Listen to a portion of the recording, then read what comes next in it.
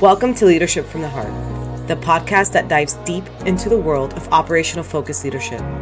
I'm your host, Romy, and I'm thrilled to have you join us on the journey of discovery, growth, and transformation. In each episode, we'll explore the essential principles of effective leadership that not only drive results, but also touch the very core of the human connection. At Leadership from the Heart, we believe that leadership is more than just a title.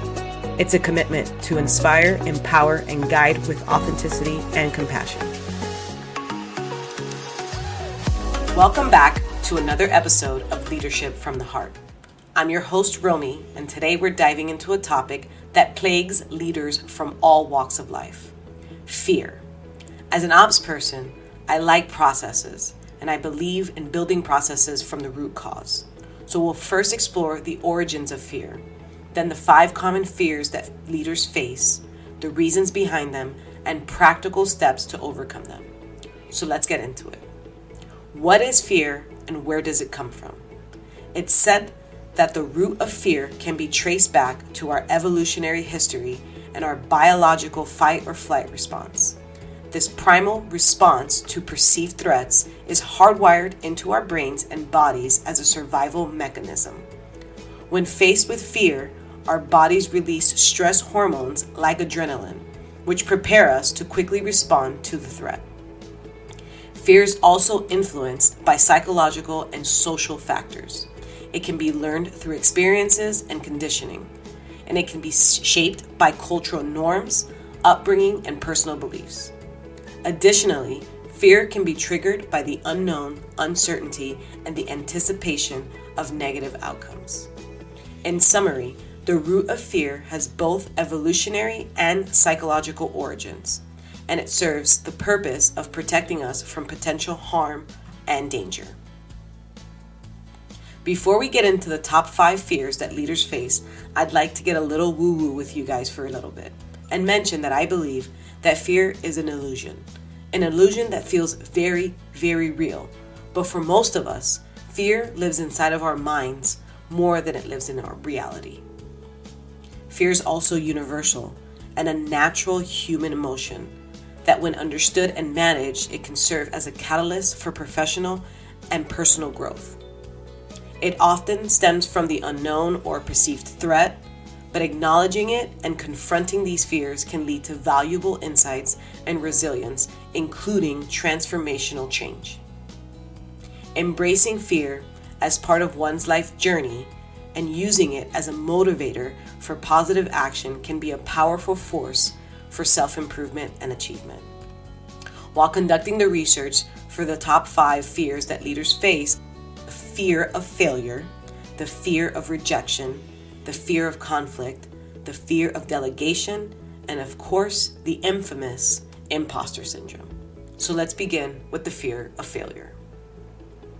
The fear of failure is a psychological anxiety related to the anticipation of falling short of achieving a desired goal or outcome. This fear can manifest in various ways, such as performance anxiety, procrastination, self-doubt, or perfectionism. The fear of failure can be crippling, and it is essential to recognize it as part of a growth process. Remembering the words from Winston Churchill, "Success is not final. Failure is not fatal. It's the courage to continue that counts." Some ways to overcome the fear of failure is adopting a growth mindset, setting achievable goals, and learning from each misstep helps you move past this fear. Shifting what you perceive as failure, because it's actually knowledge. You now have another way you know doesn't work, and you can turn it into an opportunity to try other ways.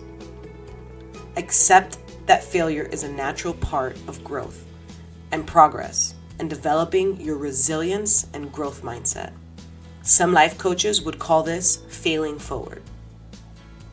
A growth mindset is the belief that your abilities and your intelligence can be developed and improved with effort, learning, and perseverance.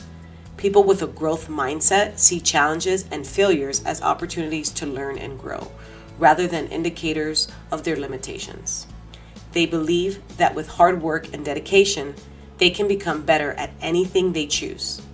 This mindset encourages a love for learning and resilience in the face of setbacks, ultimately leading to a greater success of personal development. It's important to recognize that failure is not a reflection of one's worth, but a chance to learn and improve. Next is fear of rejection. The fear of rejection is a common emotional response characterized by an apprehension or anxiety about being disapproved, criticized, or excluded by others. The fear of rejection often stems from the desire to please everyone. As Brené Brown wisely said, if you're not in the arena getting your butt kicked, I'm not really interested in your feedback.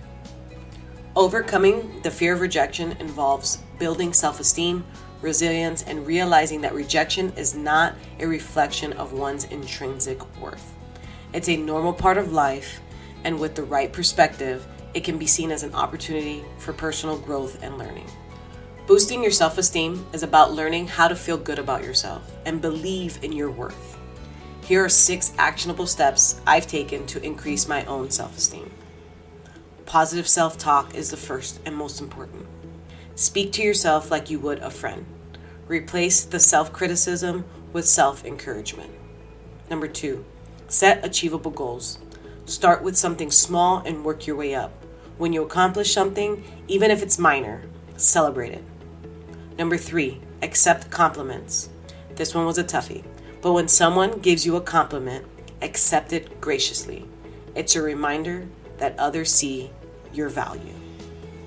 Number 4, avoid comparisons. Stop comparing yourself to others.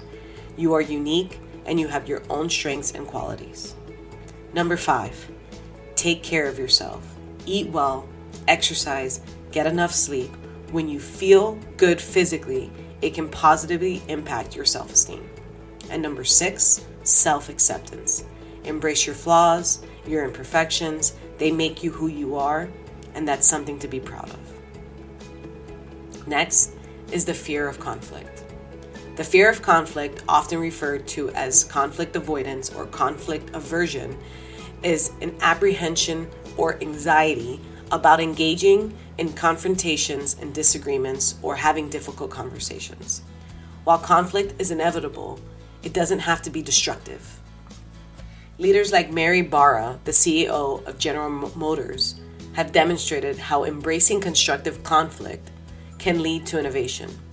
Open, respectful dialogue and emphasize on finding common ground. This can turn the fear into a catalyst for positive change. To overcome the fear of conflict, individuals can develop better communication skills and conflict resolution skills. Practice active listening and focus on finding common ground, rather than escalating the disagreements. Building conflict resolution skills is about learning how to handle disagreements or conflict in a way that leads to a positive outcome. Some of the most useful ways that I've learned to build resolution skills are listening carefully, taking the time to really try and understand the other person's point of view. It's also important to stay calm and composed, especially when the situation feels heated. I try to use I statements instead of you statements, meaning instead of saying you make me feel, I say I feel. This is less accusatory and it helps people own their feelings. I remain focused on the issue and steer away from positive attacks or past grievances. And the last 2 areas are to look for areas of agreement and build on it from there. And always take breaks if it gets too intense. It's okay to take a break to cool things off and collect your thoughts.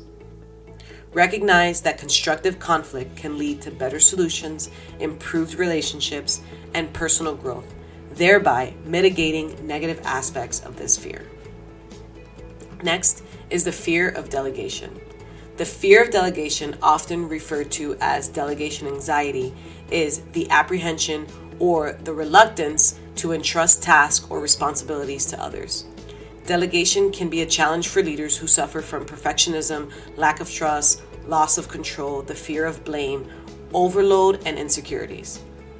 To overcome the fear of delegation, individuals can develop trust in their team by providing clear instructions, setting expectations, and offering guidance and support. Setting expectations with clear instructions is an important factor in delegation. And as a leader, when delegating, we must be specific. We can use examples. We should discuss deadlines with our team. We should ask questions, check for understanding, follow up, express the importance, and be open to feedback. Learning to let go of the need of absolute control and focusing on the benefits of delegation, such as empowering our team members and freeing up time for more strategic tasks, can help mitigate this fear. Delegation can be a powerful tool for improving productivity and developing team member skills when used appropriately. Books like Drive from Daniel Pink and Leaders Eat Last by Simon Sinek provide really good insights for empowering your team and trusting them. Last but not least, imposter syndrome. Imposter syndrome, often referred to as the imposter phenomenon, is a psychological pattern where individuals doubt their abilities, skills, or accomplishments and have internalized fear about being exposed as a fraud or an imposter, despite the evidence of their competence. Imposter syndrome is more common than you may think.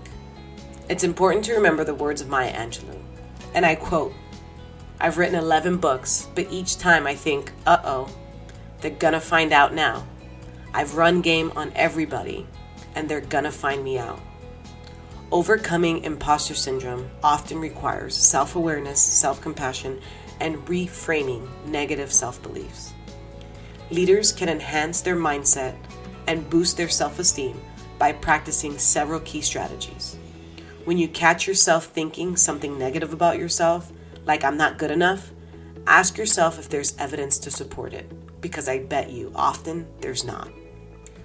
Reframing negative self-beliefs takes time and practice, but it can significantly improve your self-esteem and overall well-being.